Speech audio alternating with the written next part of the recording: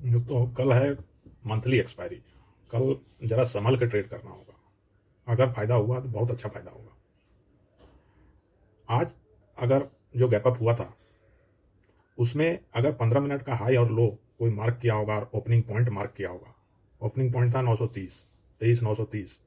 High था 23,964.5 और लो था 23,896.7। आप अगर 5 कैंडल रूल को फॉलो किए होंगे तो 5 कैंडल के बाद भी लो वही था, हाई वही था। तो क्लियर कट था कि जब तक 24,964.5 के ऊपर क्लोज नहीं दे देता है तब तक बुलिश तो होंगे नहीं। साइडवेज रहा दिन भर मार्केट। 24,964.5 के ऊपर क्लोज दिया 1:15 में। उसके बाद उस जगह मार्केट बुलिश हुआ।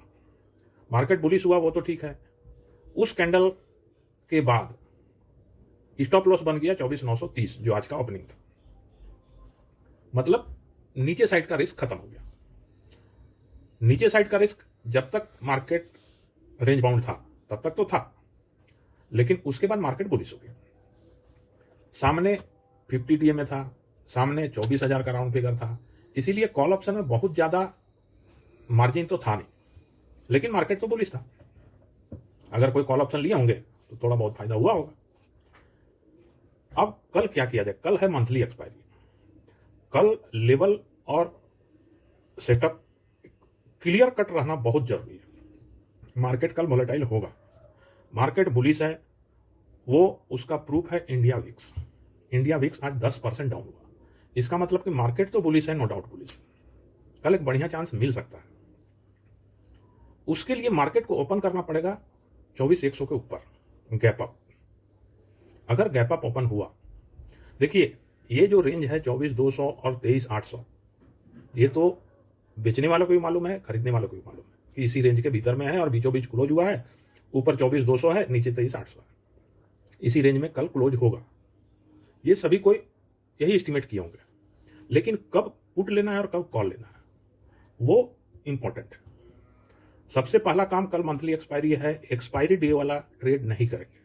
या तो आप सेंसेक्स में कीजिए या फिर निफ्टी का नेक्स्ट वीक में कीजिए, क्योंकि निफ्टी नेक्स्ट वीक में भी बहुत ज्यादा वीक्स चूंकि डाउन है, इसीलिए फायदा होने से उसमें होगा, लॉस होने से उसमें कम होगा, जीरो तो नहीं होगा। इसीलिए कल के दिन वाला एक्सपायरी का ऑप्शन कल नहीं करेंगे। अब क्या किया जाए? एक लाइन खींच लीजिए आप 23,890। जब तक 23,890 नहीं टूटता है पुट के बारे में नहीं सोचेंगे। ये तो हो गया एक लेवल। एक लाइन खींचिए 23,920 में। 23,920 का स्टॉप लॉस लगा के आप किसी भी डिप को कॉल ऑप्शन ले सकते हैं। 24,000 को आज तो तोड़ चुका है, हो सकता है कल उसके ऊपर ही बंद होगा। अगर डिप में कॉल ऑप्शन लेते हैं तो उसका टारगेट रहेगा 24,100, उससे ज्यादा नहीं रखेंगे। लेकिन कल अगर 24,100 के ऊपर मार्केट खुलता है और 10 बजे तक 24,100 के ऊपर टिक जाता है तो कल 24,200 भी टूटने का चांस है। वो टूटेगा, लेकिन वो 12:30-1 के बाद टूटेगा। 100 डीए में है 24,125। 24,125 और 24,200 के बीच में मार्केट बहुत ज्यादा परेशान करेगा। लेकिन अगर उसके ऊपर 2 घंटा रह गया मार्केट तो कल 24,200 भी टूटेगा। इसका पूरा पूरा चांस है, क्योंकि कल मंथली एक्सपायरी है। इसीलिए अगर गैप अप हुआ और 24,100 के ऊपर मार्केट टिका रह गया तब कल 24,200 भी टूटने का चांस है, और अच्छा खासा चांस है। परसों है पूर्णिमा। एक पूर्णिमा का मूव के लिए हम हमेशा बायस्ड रहते हैं कि एक बड़ा ट्रेड मिलेगा। उसके एक दिन पहले या पूर्णिमा के दिन या उसके बाद वाला दिन, ये 3 दिन में कोई एक दिन मिलेगा। कल चूंकि एक्सपायरी का दिन है, इसीलिए अगर गैप अप खुला तो हो सकता है कल वो मूव मिल सकता है। तो बायसनेस पॉजिटिव ही है, नेगेटिव नहीं है जब तक 23,890 नहीं टूटता है।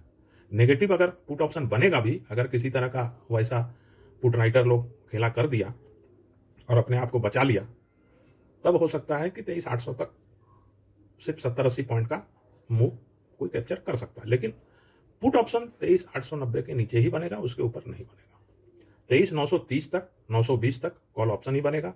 अगर नीचे डिप में लेते हैं तो उसका टारगेट 24,100 मैक्सिमम, और अगर 24,000 के ऊपर खुलता है तब डिप का वेट करेंगे। लेकिन 24,100 के ऊपर खुलता है गैप अप खुलता है, तब 10 बजे तक और 24,100 बच जाता है।